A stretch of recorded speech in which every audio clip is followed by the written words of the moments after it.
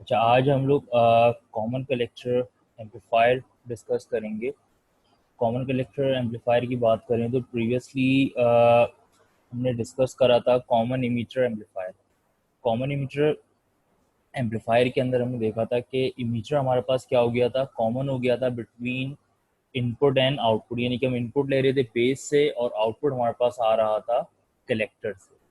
Now we have common collector amplifier. Common collector amplifier, अब इसके नाम से एक चीज़ हमें क्लियर होनी चाहिए कि व्हेन वी से common collector amplifier, it means it will B common across input and output. यानी कि कॉमन कलेक्टर एम्पलीफायर की अगर हम बात करेंगे तो अब यहाँ पे हम लोग इनपुट ले रहे होंगे बेस से ही, बट आउटपुट हमारे पास यहाँ पे इमीटर से लिया जाएगा।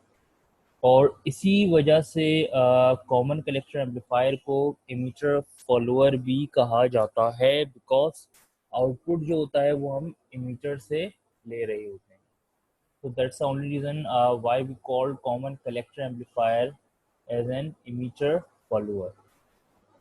यहाँ पे हमारे पास अगर हम सर्किट की बात करेंगे तो सर्किट हमारे पास ऑलमोस्ट सेम वही है सर्किट जो कि हम लोग कॉमन इमिटर में यूज़ कर रहे थे, बट दिस टाइम आउटपुट जो है वो हम ऑब्जर्व करेंगे अक्रॉस दी इमिटर। तो यहाँ पे हमारे पास अगेन इनपुट साइड की आउटपुट साइड की हम बात करेंगे तो वहाँ पे कपलिंग कैपेसिटर होगा। उसके अलावा हमारे पास आउटपुट की अगर हम बात करें तो आउटपुट हमें ऑब्जर्व हो रहा होगा क्रॉस दी इमिटर। अच्छा, देन अगर हम यहाँ पे, मैं स्टार्टिंग में वोल्टेज गेन को लेके आ रहा हूँ, उसका एक रीज़न ये है कि जब हम कॉमन कलेक्टर एम्पलीफायर की बात करते हैं, हमने प्रीवियसली भी देखा था, हम कॉमन कलेक्टर, एक common emitter, common base amplifier देख रहे थे, तो वहाँ पे भी मैंने एक बात ज़रूर बताई थी कि हमारे पास कॉमन कलेक्टर एम्पलीफायर के अंदर जो वोल्टेज गेन है वो हमारे पास ऑलमोस्ट 1 आ रहा होता है। अच्छा, अच्छा, इसकी वजह से हमारे पास जो एक मेन इसका कह लें, हमारे पास एक प्लस पॉइंट आ जाता है, वो ये होता है कि हमारे पास यहाँ पे आ, जो इसकी इनपुट रेजिस्टेंस है कॉमन कलेक्टर एम्पलीफायर की वो बहुत हाई होती है। इट मीन्स आउटपुट रेजिस्टेंस उसकी क्या होगी, लो होगी। दूसरी चीज, it will have a good current gain. ये, अब ये जो तीन मैंने यहाँ बातें बोली हैं कि वोल्टेज गेन इसका अप्रोक्सीमेटली 1 होता है, हाई इनपुट रेजिस्टेंस है और हाई करंट गेन है, तो ये भी हम लोग आगे जब इसकी इक्वेशंस देखेंगे एंड देन एग्जांपल देखेंगे तो वहाँ से ये तीनों बातें प्रूव होंगी। अब ज़रा इसके बेसिक सर्किट की तरफ आ जाते हैं। तो बेसिक सर्किट अगर हम देखें तो यहाँ पे हमारे पास it is almost same circuit that we use for common emitter. फर्क ये आ रहा है कि this time we have coupling capacitor at base and emitter, और फिल्टर कैपेसिटर जो हमारे पास पहले यूज हो रहा था क्रॉस द इमीटर, अब वो एक्चुअली कपलिंग कैपेसिटर कहलाएगा। अगर कॉमन इमीटर रिकॉल करें तो वहाँ पे क्या हो रहा था, कपलिंग कैपेसिटर एक C1 C2 आ रहा था एंड C3 इधर आ रहा था, जिसको हम लोग फॉर फिल्ट्रेशन पर्पसेस के लिए क्या कर रहे थे, यूज कर रहे थे। But this time when it comes to common collector amplifier, तो यहाँ पे we will only use coupling capacitors. और कपलिंग कैपेसिटर्स शायद प्रीवियस टॉपिक में मैंने शायद नहीं बताया था, तो कपलिंग कैपेसिटर्स की अगर हम बात करेंगे, हम ईडीसी से भी देखते हुए आ रहे हैं कि coupling capacitors across the input and output क्या होते हैं, कनेक्ट होते हैं। जब भी हम कपलिंग कैपेसिटर का नाम लेंगे तो इट्स नॉट लाइक कि किसी एक पॉइंट पे कनेक्ट हो जाएंगे, बल्कि ये हमारे पास क्या होगा, इनपुट एंड आउटपुट दोनों तरफ की कैपेसिटर्स कनेक्ट होंगे। तो ये चीज़ कंडीशन हमारे पास कपलिंग कैपेसिटर की हमेशा होती है। उसके बाद अगर अब हम वेव फॉर्म कंसिडर करें फॉर कॉमन कलेक्टर एम्पलीफायर, तो we can see we have an input voltage here across the base. Now अगर हम आउटपुट देखें तो there is no change between input and output voltage.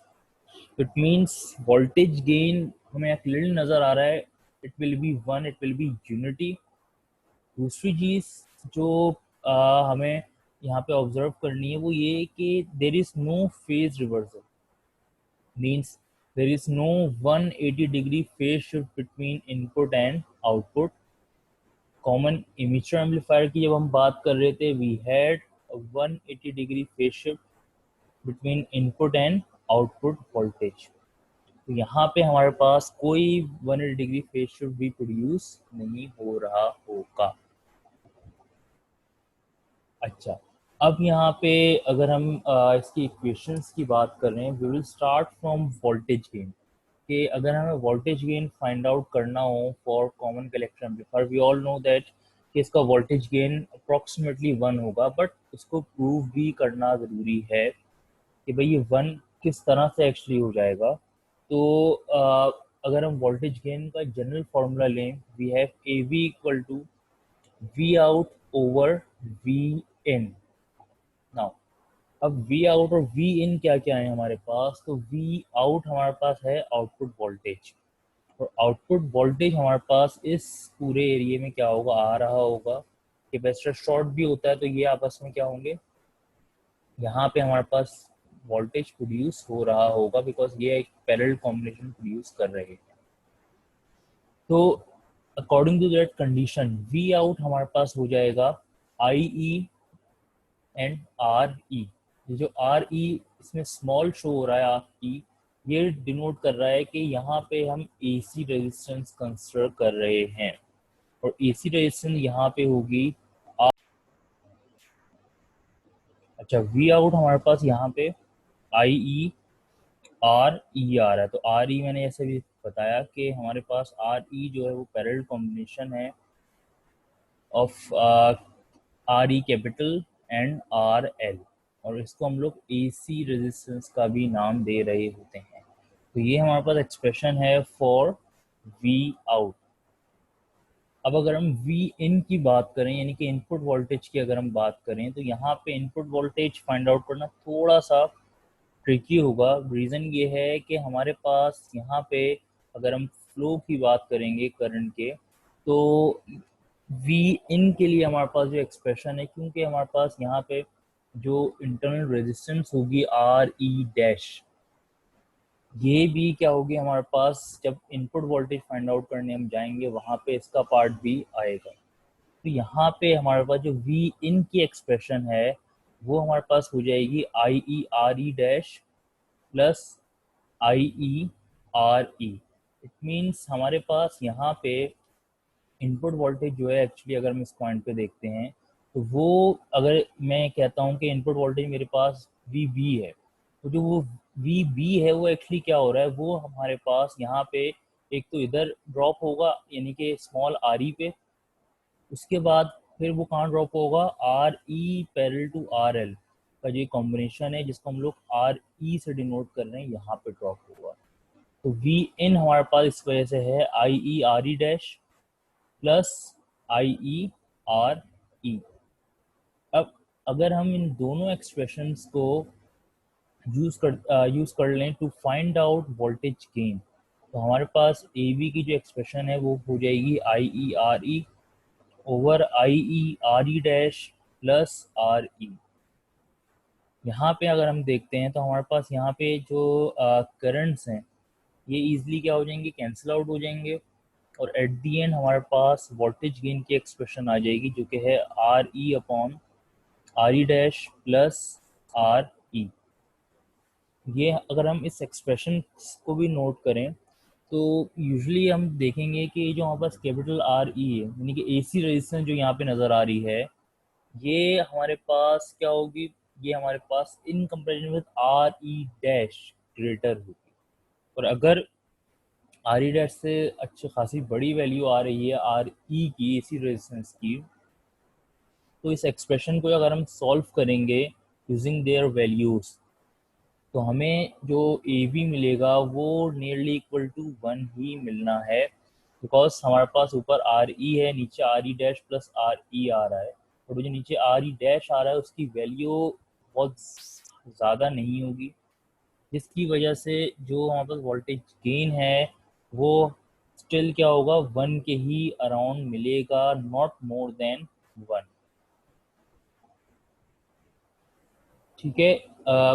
जैसे कि अभी बताया मैंने कि जो हमारे पास आर ई है, it is actually the parallel combination of R E capital and R L.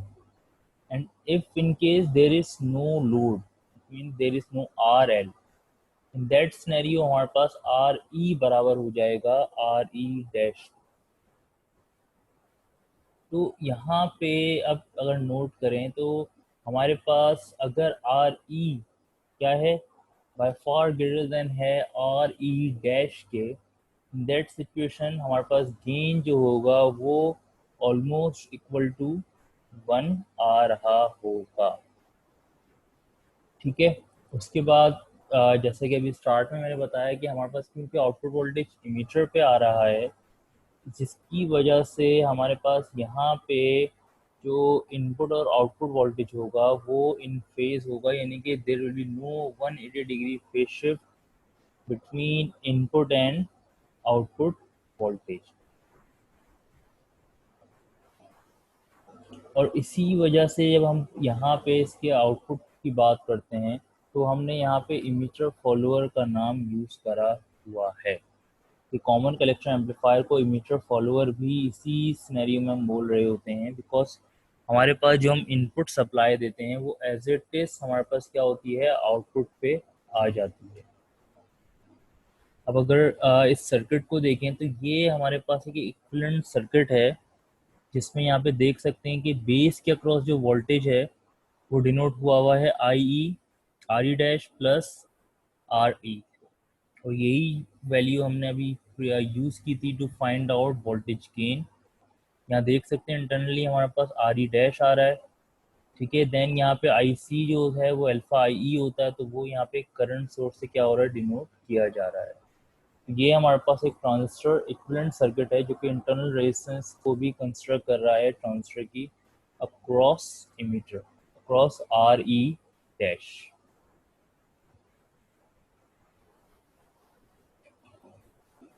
ठीक है। यहाँ तक किसी को आई होप कोई इशू नहीं होगा, कोई क्वेश्चन नहीं होगा, बट स्टिल अगर कोई कंफ्यूजन हो रही है तो वो मुझसे पूछ सकते हैं। यहाँ तक क्लियर है जो जो अभी तक मैंने बात की है, उसमें अगर कोई है कंफ्यूजन तो पूछ लें।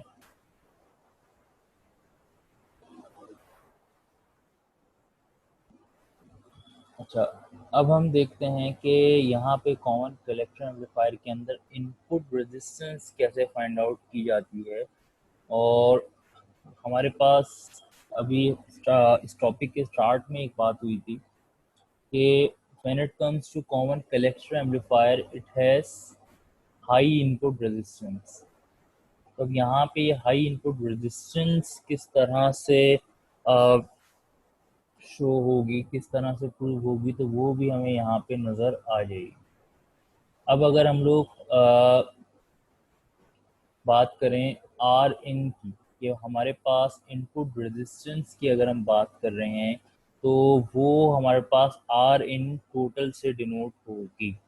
और अगर मैं इस सर्किट को देखूं तो मेरे पास इस पॉइंट पे अगर मैं कहता हूं आर इन टोटल की, मैं अगर बात करता हूं इस पॉइंट पे, तो वो मेरे पास देखा जाए तो अगर याद हो जब हम लोग पीसी एनालिसिस कर रहे थे तो वहाँ पे क्या था, हमारे पास DC and AC analysis board दोनों कंडीशंस के अंदर जब हम लोग इस सर्किट को कन्वर्ट करते थे इनटू इक्विवेलेंट सर्किट, तो हम लोग इनपुट रेजिस्टेंस के लिए हमने वहाँ पे क्या किया था कि हमारे पास सप्लाई जो होती थी वो ग्राउंड हो जाती थी, जिसकी वजह से R1 और R2 दोनों क्या हो जाते थे, पैरेलल में आ जाते थे।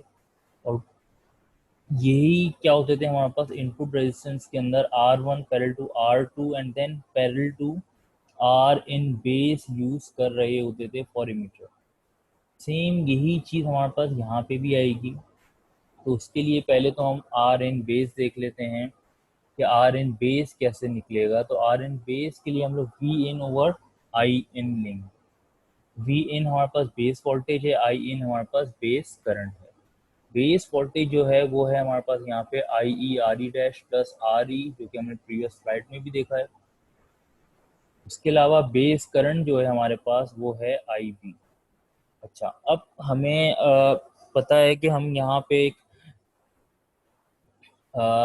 एजम्पशन यूज कर सकते हैं कि आई ई एंड आई सी ये दोनों वो करंट्स हैं जिनमें बहुत ज़्यादा डिफरेंस नहीं आ रहा होता। मीन्स इमेटर और कलेक्टर का जो करंट है उसमें कोई बहुत बड़ा डिफरेंस नहीं होता। तो हम क्या करते हैं, sometime we assume that I E equal to I C, और अब आई और आई सी अगर बराबर हैं तो ये हमारे पास आई सी का जो फॉर्मूला है beta A C I B, तो ये उसके इक्विवेलेंट होंगे।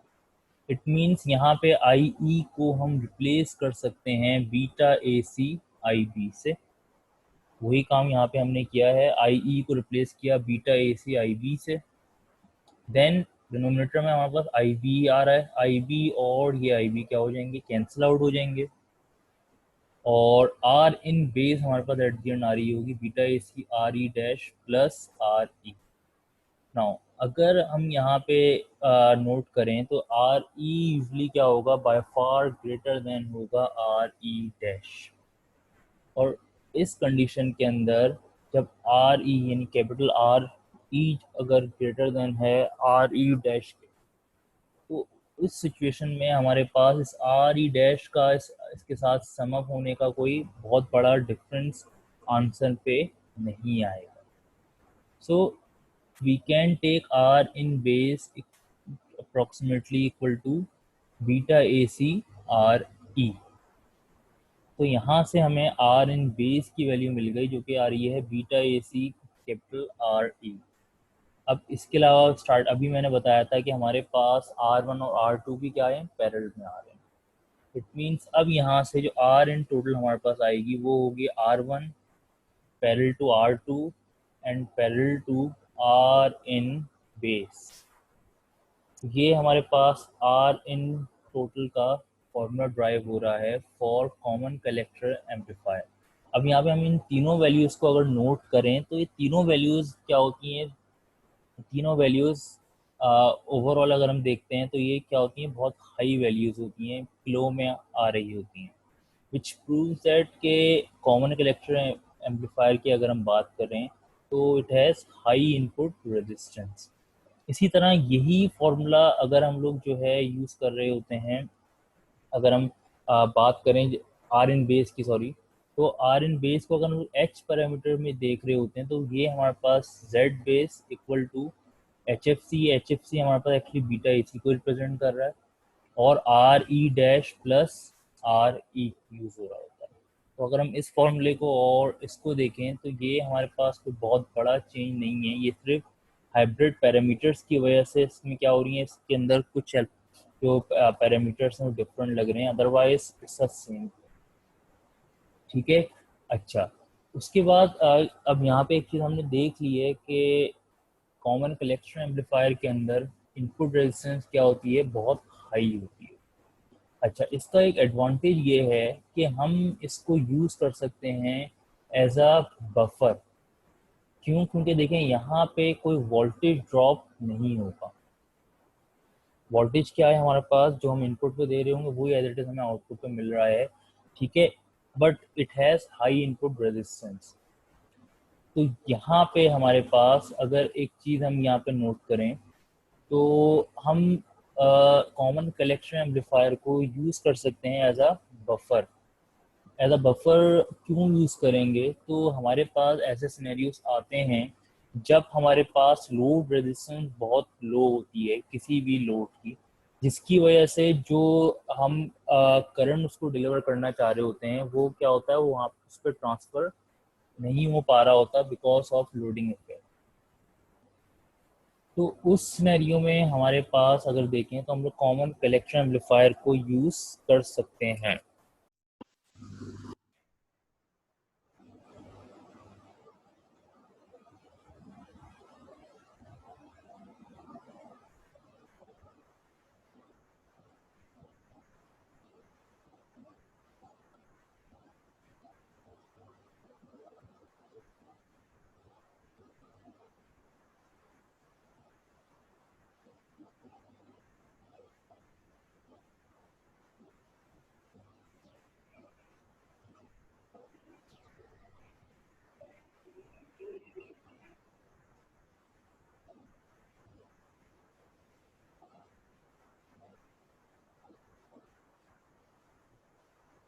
ठीक है, ये भी हमने यहाँ पे आर इन टोटल तक डिस्कस करा है, जिसमें जो input resistance common collector amplifier की होती है वो हमने यहाँ पे क्या की है, डिस्कस करी है। ठीक है, अभी मैं टाइम देख लेता हूँ इसमें, अगर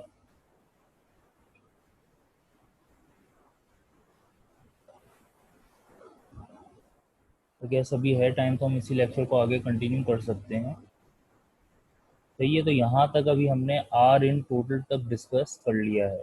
अब इसमें अगर है किसी को कोई क्वेश्चन तो उनसे पूछ सकते हैं। अब हम बात कर लेते हैं कॉमन कलेक्टर के आउटपुट की। कॉमन कलेक्टर के आउटपुट रेजिस्टेंस की अगर हम बात करें तो यहाँ पे हमारे पास जो आउटपुट रेजिस्टेंस है कॉमन कलेक्टर की, वो हमारे पास यहाँ पे एक कंप्लीट एक ड्राइव फॉर्म में जो है वो ऑलरेडी हमारे पास अवेलेबल है। बट क्योंकि हमारे पास यहाँ पे जो मेन कंसर्न था वो इनपुट रेजिस्टेंस और वोल्टेज गेन प्रूव करना था, इस वजह से मैं इसकी डेरिवेशन डिटेल में नहीं करवाऊँगा। बट यस, आर आउट हमारे पास इसकी एक्चुअल वैल्यू क्या यूज़ होगी, तो वो हमारे पास है R S over beta A C parallel to R E. और इसी चीज़ को अगर हम देखते हैं with respect to hybrid parameter, तो ये हमारे पास है R E parallel to R E dash plus R T H over H F C. R T H Thevenin resistance है, एच एफ सी